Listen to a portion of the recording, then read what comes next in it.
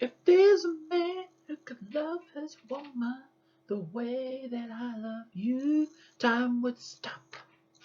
Okay, welcome back to my beautiful Emancipation series. Now I've decided how I'm going to do this. I've decided what I'm going to do. I'm going to do 4 videos basically, quite quick ones. This is the first of the 4 videos. This one I'm going to introduce the history of the album, which is basically the order the songs were recorded in, because surprisingly Emancipation was not cut already in one go in the middle of '96. The oldest song actually goes all the way back to 1992, and 2 songs were basically recorded seconds before the album dropped.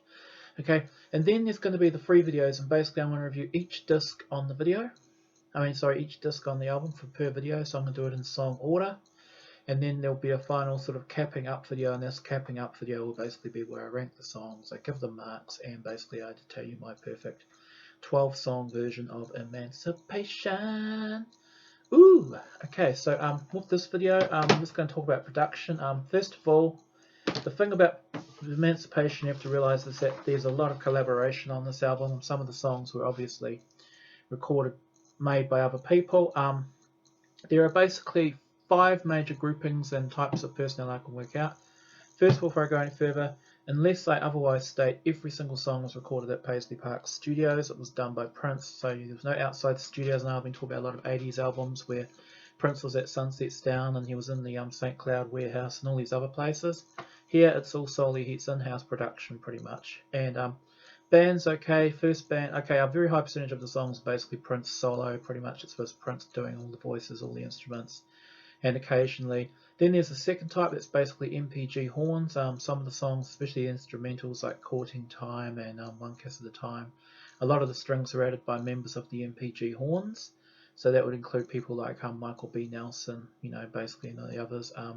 I'll talk about these things more when I get to the actual song reviews. And then the third group is basically the classic MPG. This is basically the lineup Prince had in '95 up to early '96. This includes pretty much people like Michael B on the drums, Sonny Thompson playing bass, sometimes Tommy Allen would be playing keyboards, Barbarella, and Prince would be doing the vocals, and also some of the guitar lines, and also most of the keys if Tommy Barbarella's available. The fourth group is basically Prince working with collaborators, in this case such as Sandra Egder. Kate Bush puts vocals on one song, also a singer called Shantae Moore, I think her name is, and Savion Glover. These are basically Prince solo joints with collaborators. And also the rapper Scrap D, which also features in the series of sessions from early '96. And finally the fifth lot, sometimes it's not even songs, it's just basically overdubs, but there are songs.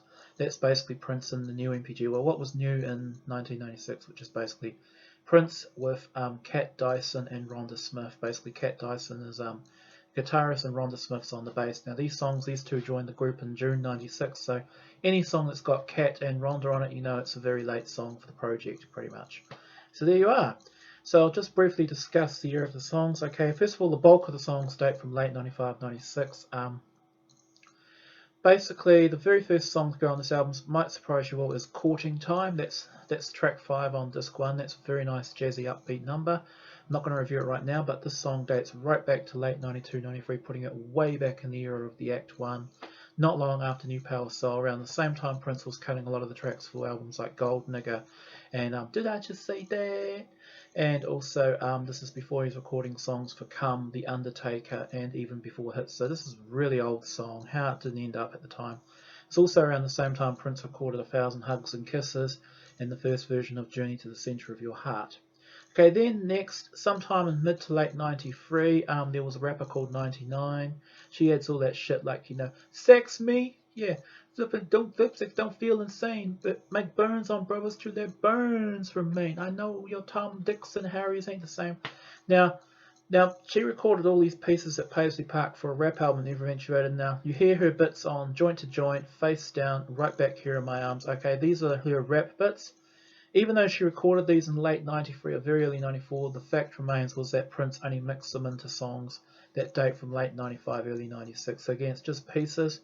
Then there's a big jump to early '94, the song New World, which is the second song on disc 3. This is a very old song which dates back to January '94. It was the Northridge earthquake in January 1994. New World basically was a charity song set up Prince put it on his 1-800 New Funk line, as you know, remember 1-800 New Funk back in '94, and basically sales of the song went to benefit the earthquake victims. And New World was going to be put out as a mega single, but it was really only sort of sold as a thing, you know, you bought basically off 1-800 New Funk, you know, you called up the number and it played the song.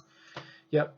And then sometime in the middle of 1994, the song Somebody Somebody was also recorded. All of it except some guitar and bass, which was basically Rhonda and Cat.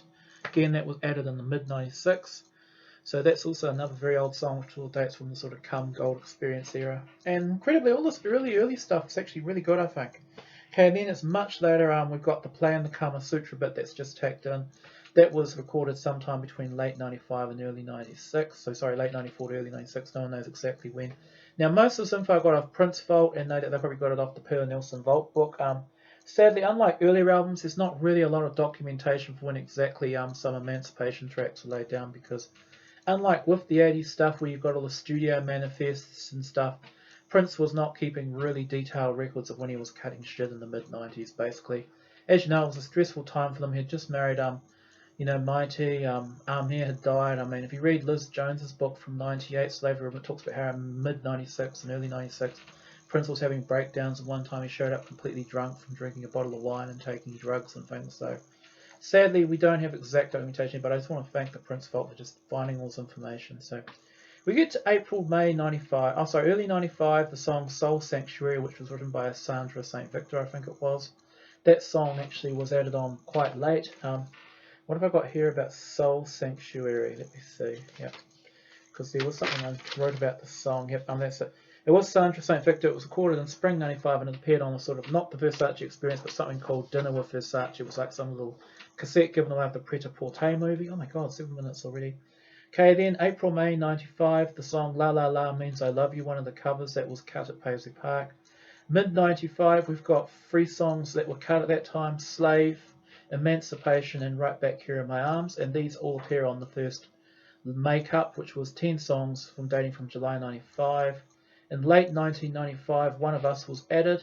This was the version of Eric Bazilan, and also October '95, this was when basically the second lineup of Emancipation was added, with basically a couple of other songs like Journey to the Center of Your Heart, 2020, and Slowly Candle Burns. That's the song I couldn't read in the other video. Were taken off. And then we get to late '95, early '96. Now, no one knows exactly when these songs were exactly cut. They were cut over the winter of '95, '96. Now, a big chunk of the album was added at this time. This included Jam of the Year, Baby, Betcha by Golly Well, White Mansion, Damned If I Do, In This Bed I Scream, One Kiss at a Time, Curious Child, Holy River, Let's Have a Baby, which is definitely dated to January 1996. Savior, Face Down, that's the rest of the song without 99's raps, basically, the rapper 99, and My Computer. These were mostly Prince solo joints, but some of them also did have the MPG horns, and also some of them did also have, I'll discuss exact members when I get to the song reviews, with the old MPG on them. Then there was another small session in early '96, almost certainly January, February, around the time Prince married Mayte. These again could be bundled to last up. These include the songs Sleep Around, Human Body, Friend, Lover, Sister, Mother, Wife, Joint to Joint, again the parts without 99's raps in them, so not the Sex Me part, you know, that was from '93, but that was probably all mixed in that time. Okay, March 1996, we've got 3 songs which were basically known as the Chaos and Disorder Scrap D sessions, because as you know, that's also when you recorded rubbish for Chaos Disorder and all the good songs, but also all the shit like, I mean, what's that bloody song, I Rock, Therefore I Am. Yeah, but anyway, 3 songs, Mr. Happy, Style, Da Da Da, apart from Style, very forgettable songs.